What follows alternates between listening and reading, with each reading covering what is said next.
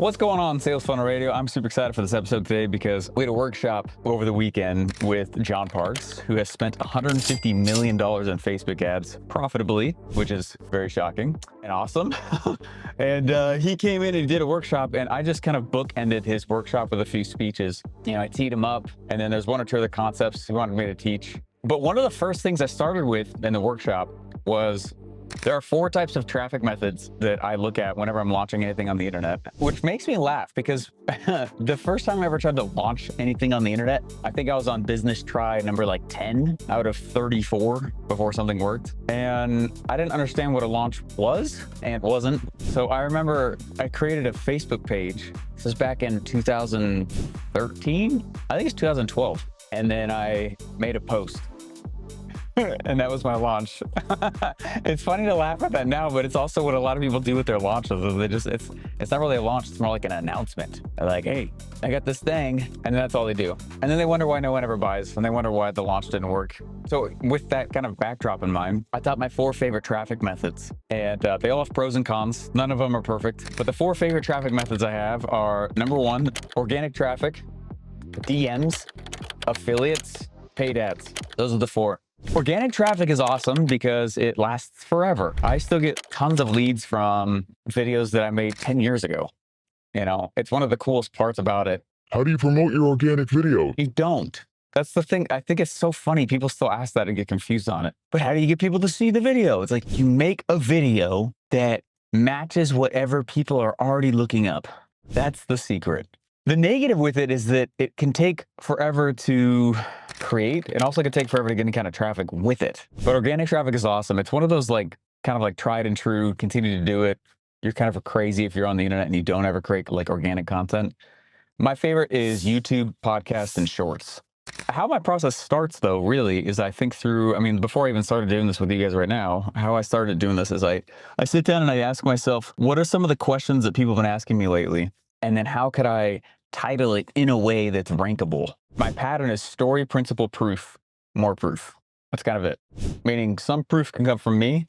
Like, check out, I had this cool case study that I did this thing with. But then I also had some clients. So it's proof, more proof. And then call to action. So I always put some kind of call to action at the end.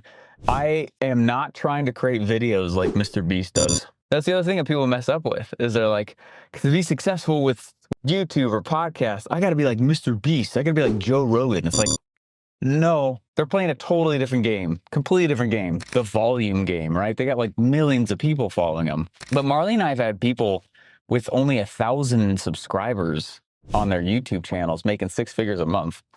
When you're trying to be someone like Mr. Beast, yeah, buckle up. You're going to be in that chair for a really freaking long time before you're going to be making money, because your customer is like brand deals. But if you're just trying to go use YouTube and podcasts to get leads, that's a totally different type of content, completely different style of, it's not as pressured. It's significantly easier to go play that game. The mark is different. Yeah, I don't typically have to go work as hard as people think I do to make money from organic traffic methods, which is nice.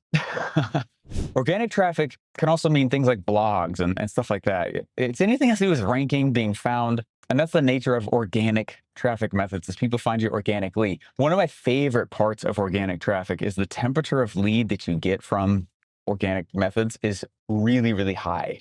Think about it. They basically run into you by looking for you. It's not like an ad. You're watching TV or something, and all of a sudden an ad that you did not ask for just pops up.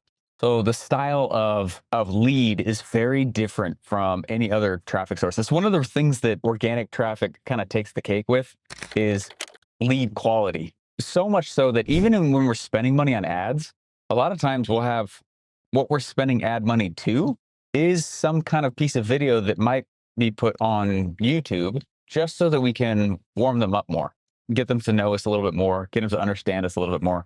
So it's definitely the traffic source that takes the cake compared to all the traffic sources in terms of warming up the lead, getting them to know who you are, breaking down false beliefs. By the time they actually come over to hear something in a sales funnel or in like a sales pitch, they're like used to your vibe. I don't know how to describe it. It's no other channel can do this. So I don't mean YouTube channel. I mean organic traffic channel, right? There's no other channel that does that like organic media. Next, DMs. DMs, if you don't know, are becoming one of those secret sauces for a lot of companies.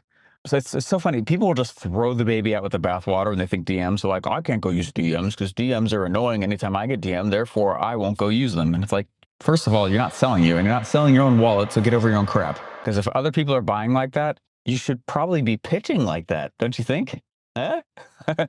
Just like any channel, there's a good way to use it and there's a bad way to use it. I looked up, did you know the first spam email was in like 1960 something? And there was like 400 people in the world that had an email address. So they caught the guy really easy. What happened was, I guess he had some like supplement or something like that.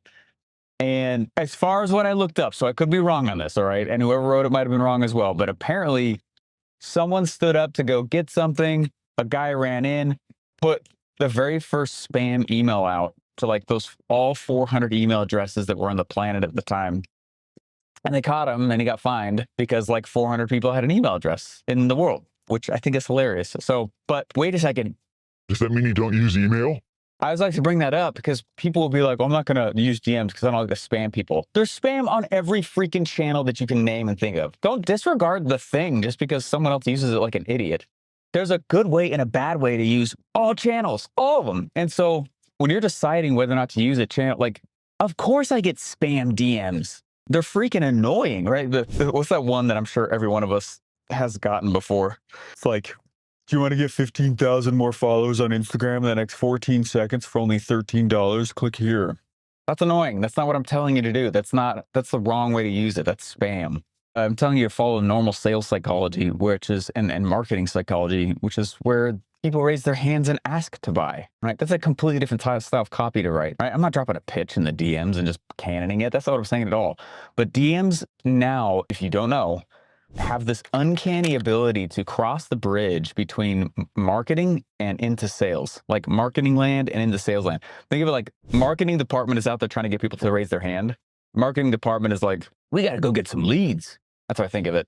And so the marketing department is out there and they're casting hooks. Think of it like fishing, right? They're casting hooks down the DM channel. They're casting hooks out the YouTube, the podcast, the whatever. They're all just these different channels they're dropping hooks into all day. That's all you're really doing.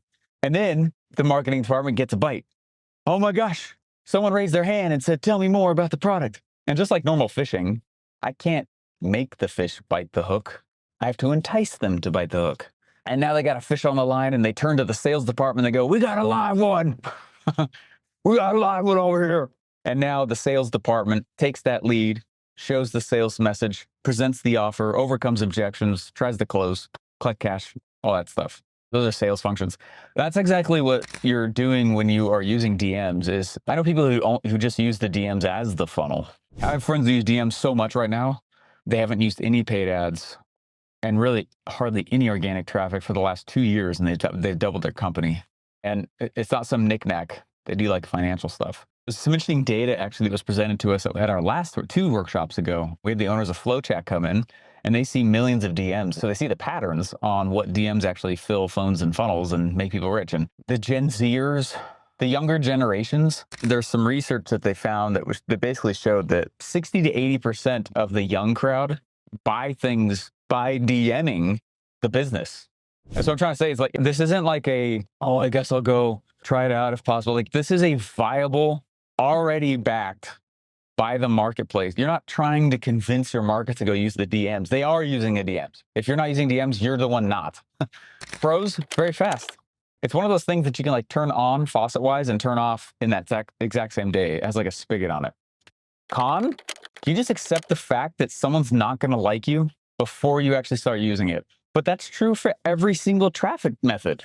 I always laugh when someone just blows up my crap. They just go nuts on me in the comments. It would wipe my day. Like, it would just ruin my day. But it's not like that anymore. Now I'm like, oh, that person already hated me and I just didn't know about it yet. Now I do, right? How can someone like be that angry at you for sharing cool stuff? Cons of DMs are, it behaves more like a sales role than a marketing role, but it has the ability to kind of do both, which is really why it's so interesting and cool. So you have to put a little bit of a sales hat on, a little bit more of a sales rejection hat on. Gosh, I know people that automate, and you can use AI to automate a lot of DMs now and still keep it personal. I know friends, I mean, they'll send out 140 DMs a day, every day, automatically. and completely fill their sales calendars, just like back-to-back sales calls. So if you're not using DMs or you've got this perception that it's not a viable way for marketing, you're wrong. Third one here is affiliates. Affiliates are amazing. I actually have looked it up and confirmed it through several sources now that affiliate marketing is expected to almost double by the year 2030. And I think it's because of companies like Amazon and TikTok, right? You got all these TikTokers and Instagrammers now who are, doing a quick product review and saying, get this thing, down below. But I think it was like 8 years ago, for every dollar that was being spent on the internet, like 25 cents of it was going through Amazon.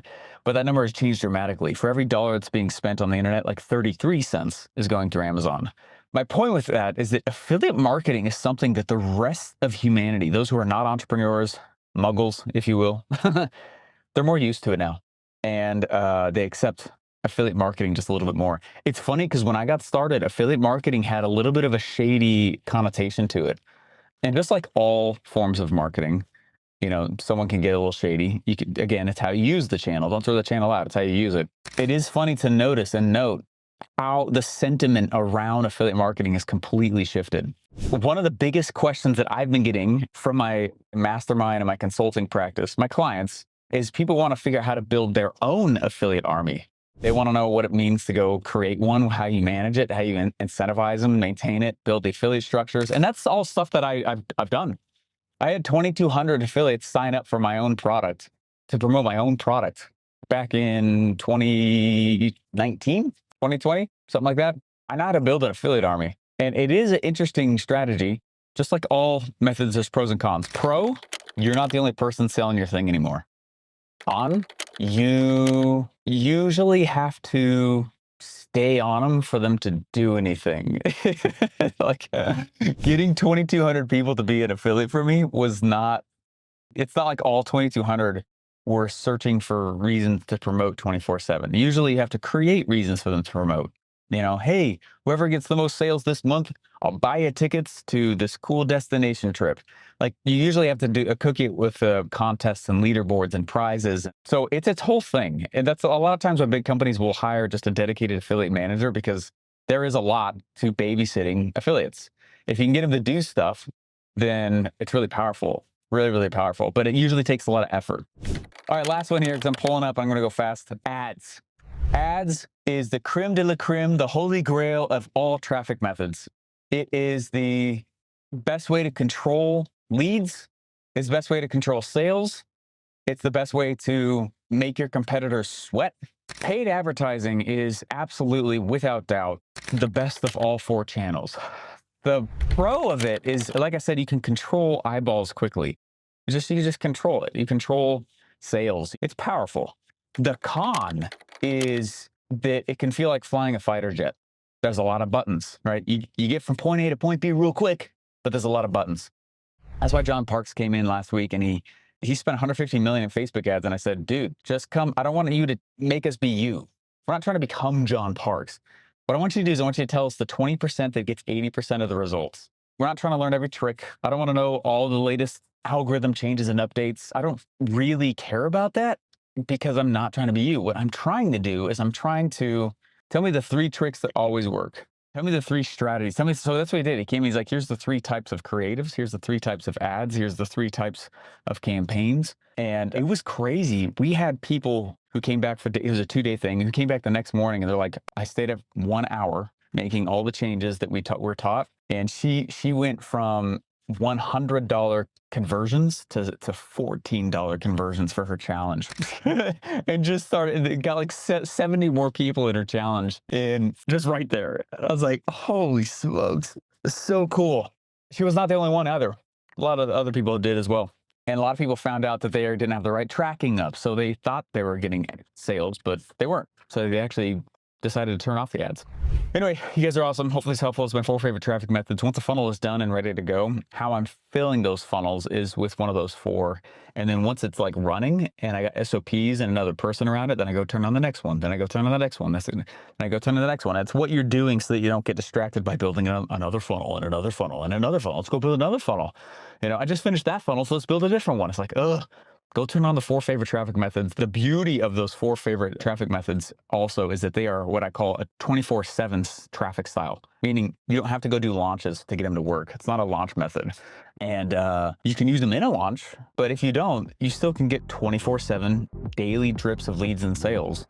So anyway, if that's helpful, let me know. If you're not subscribed, please just do so. And then if you go to salesfunnelradio.com, there's also a little box there you can click, the red button, where you can record a audio message to me asking me a question, and I will stitch it into the podcast if it fits for everybody. So, all right, guys, we'll see you later. Bye.